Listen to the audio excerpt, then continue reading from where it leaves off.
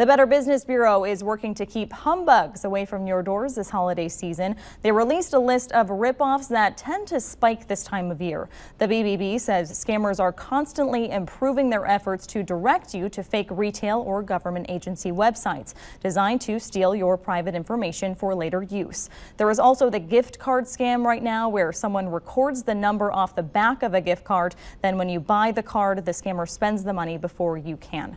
BBB also says never trust a seller who requests payments with a prepaid debit card or wire transfer, and always check a charity before you donate. In Kansas, look at kscharitycheck.org.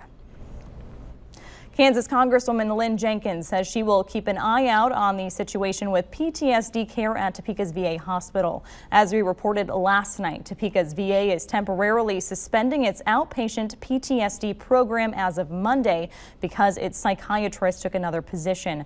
Spokesperson Joe Burks issued a statement today. He clarified the psychiatrist is moving to the VA's inpatient program, and he told us PTSD care will be available for veterans. He repeated what we reported last night, that the behavioral health nursing staff is working with patients to determine their best care alternative while they recruit to fill this position. Jenkins told 13 News it is disappointing Topeka's VA will not immediately have a provider for the outpatient clinic, adding, quote, "It is important that our veterans continue to receive the health care they need and deserve. I will continue to monitor this situation," end quote. More than 10 million people traveled through the Kansas City International Airport during 2016. The City of Kansas City, Missouri Aviation Department reports over 920,000 passengers arrived and departed through KCI's gates last month. That is up 6.6% from November of last year. From the beginning of 2016 to now, the total number of passengers was just about 10,100,000 people. The Aviation Department says over 17 million pounds of cargo tonnage was handled during November, and in 2016, 190 million pounds of luggage was handled at KCI. As we reported yesterday, the Manhattan Regional Airport's new terminal is open to the public Friday. We did want to clarify an item in Wednesday's report when we said Manhattan had 63,000 flights in 2015. That was actually 63,000 people on flights from Manhattan. Airport Director Jesse Romo told us the airport handled roughly 25,000 flights last year. The Community Blood Center urgently needs your help. The blood center says they are in dire need of O positive and O negative blood right now. O negative is considered a universal donor, meaning it is used the most in emergency situations and can be combined with all blood types. O positive can be combined in positive blood types.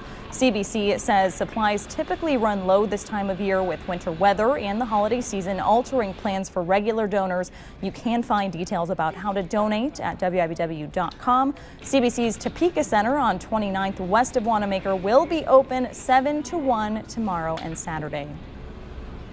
If you received a package today, you were not alone. The United States Postal Service was in full force today, delivering an estimated 30 million packages across the country. This holiday season was also projected to be a record year for packages in Kansas, estimating 4.6 million packages will have been delivered between Thanksgiving and Christmas Eve this year. Every available carrier and vehicle was in service today, making sure those packages made it to their destination in time for the holiday weekend. That includes Larry Nelson here, who is en route in Topeka today. We've been delivering probably 100 to 150 a day for me, which is probably 2 to 3 times what I normally deliver. But they've been letting us start a little bit earlier this year, and we just go till we get it done. We just know that that's part of the job. And if you're running late this season, USPS says it's still not too late to make sure your package arrives before Christmas. That is if you ship tomorrow using Priority Mail Express. One Topeka business is working to make sure those who use its services are giving back this season. The Topeka Community Foundation has partnered with Envista Credit Union to spend $8,000 to purchase 800 $10 gift cards. Each person that opens a virtual checking account at Envista will receive one of the $10 giving cards. They can then give it to any nonprofit organization through an online portal. The donation program connected with the Envista virtual checking has provided $14,000 in contributions since 2014, thanks to that partnership with the Topeka Community Foundation. Spirit of giving is a great gift to give, and to have a business recognize that giving back to the community is so important. It is a great role model for other businesses in our community, and we're just pleased to be able to be the back office to this great program that they've created. The Topeka Community Foundation says their mission is to connect donors with their interests and community needs and ensure accountability for effective investment of donor dollars.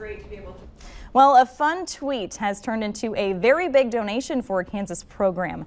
Kansas Seatbelts Are Safe for Everyone, or SAFE, will receive a $5,000 donation from actor Eric Stonestreet. That is, if Kansas Highway Patrol Trooper Ben Gardner here picks him up from the airport in Kansas City. Stonestreet started following Gardner after a tweet from 13's Sean Wheat. Eric Stonestreet wants to follow Trooper Ben. He should do that. Stonestreet ended up following Trooper Ben, and that led to this great donation. And tonight at 6, we will take a closer look at how this all came about with that originator of the tweet. Christmas is filled with celebrations for people, but sometimes we forget about our furry friends. The Helping Hands Humane Society, though, made sure their animals enjoyed the holidays this year. Today, they hosted Christmas for the Animals, a holiday meal for their tenants. Community members were invited to help with this, including Councilwoman Karen Hiller, Attorney General Derek Schmidt, and myself. The cats received tuna inside toilet paper rolls, getting both enrichment and a treat out of that, and each dog got a hamburger patty. We just want the shelter to be a place that is welcoming to the animals as well as welcoming to the public. And we bring, the volunteers in, which we're always looking for more volunteers, and foster families. We just want the animals to feel loved while they're here.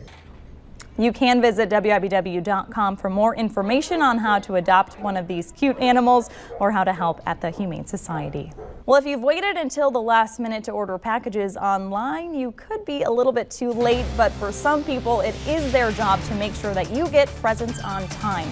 Later on Live at 5, we go behind the scenes to meet the people rushing to make sure your packages are under the tree Sunday morning.